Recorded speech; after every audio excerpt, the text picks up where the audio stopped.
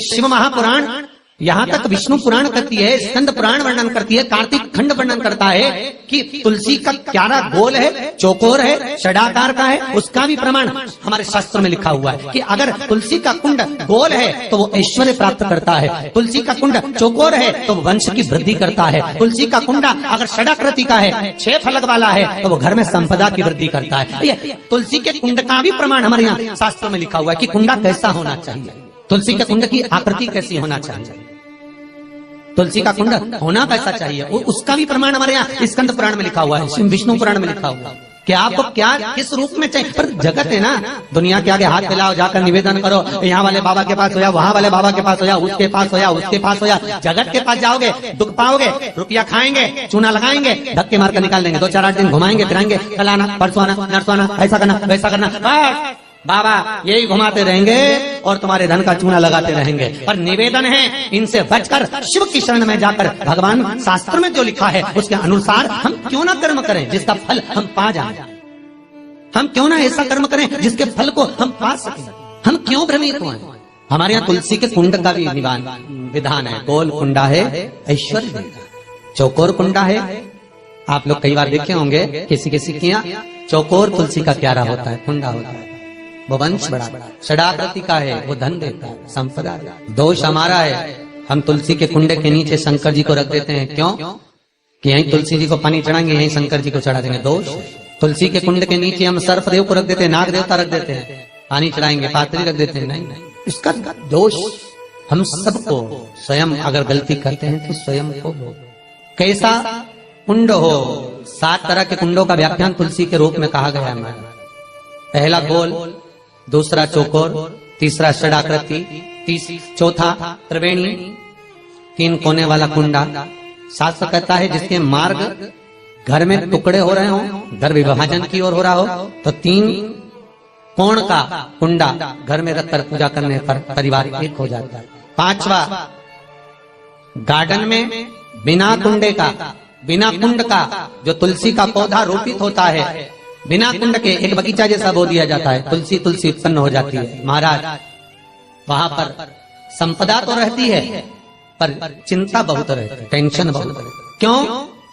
घर के दरवाजे के बाहर इतनी सारी बगीचे में तुलसा कर दी, कोई निकल कर जा रहा था उसने थूक दिया, कोई निकल कर जा रहा था उसने पानी डाल दिया, कोई स्वान ने, कुत्ते ने, किसी ने, बिल्ली ने गंदगी कर दी, उसका दोष आपको लगेगा। इसलिए कुंड के अंदर तुलसा का वो धन तो देगा, जो तुमने बगीचे में तुलसा लगाई है, गार्डन तुलसा का करा, वो धन तो देगा, संपदा भी देगा, पर चिंता को बढ़ा देगा। 5 मारा। 6, तुलसी के कुंड को 3 धार पर लटका कर रखना। कई जगह पर आपने देखा होगा तुलसी का जो कुंडा होता है उसको 3 जो तार होते हैं, 3 जो चेन होती है उस पे लटकाया जाता है। महाराज विष्णु पुराण उसका भी व्याख्यान करते हैं।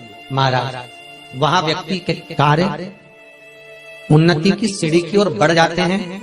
जैसे भोजन की थाली लग गई, भोजन तैयार हो गया, बस खाने बैठे हो और थाली खसक गई, समझ लेना कि तुलसी को अधर पर लटका कर रखा है। इसलिए कार्य तो हो रहे हैं, बनने वाले, 4 दिन बाद ये काम होने वाला है, 8 दिन बाद ये काम होने वाला है, लग रहा है कि इसमें इतना फल मिलेगा, लग रहा है इस व्यापार को करेंगे तो इतना फायदा हो जाएगा, सब कुछ करा, लाखों रुपए लगा भी दिए, थाली मालूम पड़े खसक गई, अधर लटका है। 7 क्रम है तुलसी के, ये 6ठा क्रम बताया। तुलसी का 7वां क्रम, तुलसी का 7वां क्रम है। महाराज तुलसी का कुंडा जैसा घर के आंगन में है, तुलसी का कुंड जैसे घर के आंगन में विराज रहा है, ऐसा ही छोटा सा कुंड भगवान के लिए रोपित करें।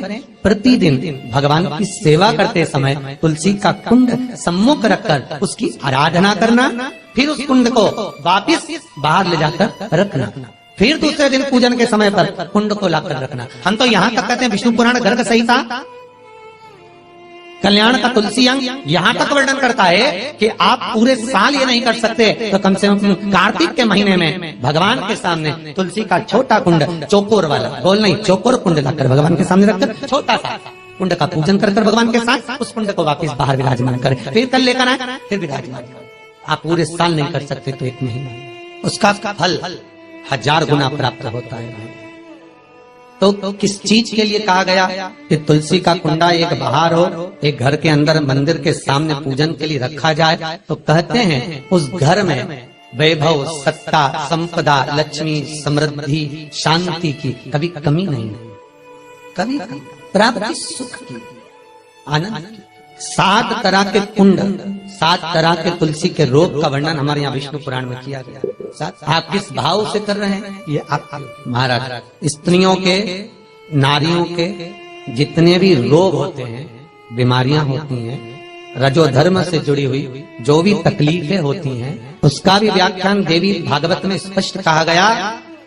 गुलर का फूल अर्थात जो देवी जी को, माता जी को जो घंटी वाला फूल चढ़ता है लाल कलर का, गुलर का फूल माता के चरणों को छुआकर, तुलसी के पौधे का स्पर्श कराकर जो नारी को रजोधर्म से जुड़ी हुई परेशानियां होती हैं, उसके अंतर्गत वो फूल तुलसी का पौधा दिखाते हुए खिला दिया जाता है। तो 3 दिन में उसको 2 दिन में आराम लग जाता है, 2 या 3 दिन में हमारा। तो शास्त्र कह रहा है आराधना में आप हाथ की माला, कर की माला ना भी रखें तो घट की माला, तुलसी की माला, रुद्राक्ष की माला आपके कंठ में होगी। तो 21,600 श्वास जो मनुष्य के शरीर से प्रतिदिन निकल रही है, 21,600 श्वास जो मानव के शरीर से प्रतिदिन निकल रही है, उस श्वास के बल पर आपकी घट की जिह्वा से वो मंत्र जाप हो जाएगा, उसका पुण्य आपके खाते में। तुम्हारे गले में जो तुलसी की माला हो, तुम्हारे गले में जो रुद्राक्ष की माला हो, उसमें मन के 108 होना चाहिए या 108 से भी ज्यादा होना चाहिए। कम मनके की माला मत पहना गले में, बारीक बारीक मनके की कर लो, छोटे से छोटे मनके की कर लो, 100 से भी ज्यादा हो, 108 से भी ज्यादा हो। क्यों? क्योंकि गले में अगर तुलसी की माला होगी, गले में रुद्राक्ष की माला होगी, भले तुम्हारे मुख से नाम ना निकले, भले तुम्हारे हाथ में करमाला ना आए, भले तुम भगवान का नाम जपो ना जपो, भले तुम भगवान को भोग लगाओ ना लगाओ, भले तुम तीर्थ जाओ ना जाओ, पर गले में अगर तुलसी की माला या रुद्राक्ष की माला तुम्हारे गले में है तो चिंता मत करना, तुम्हारी श्वास जितनी निकलेगी, 21,600 श्वास जो मनुष्य के शरीर से प्रतिदिन निकल रही है, वो 21,600 श्वास के मनके का फल तुम्हें रोज का प्राप्त हो जाएगा। बस ध्यान रखना, गले में मनका होना जरूरी है, गले में माला होना जरूरी है। भले रुद्राक्ष का एक मनका हो, भले तुलसी का एक मनका हो, पर गले में हो तो उसका फल मिलेगा, घटेगा नहीं। पद्म पुराण गर्ग संहिता में भी आप ढूंढेंगे तो मिल जाएगा। गीता प्रेस गोरखपुर की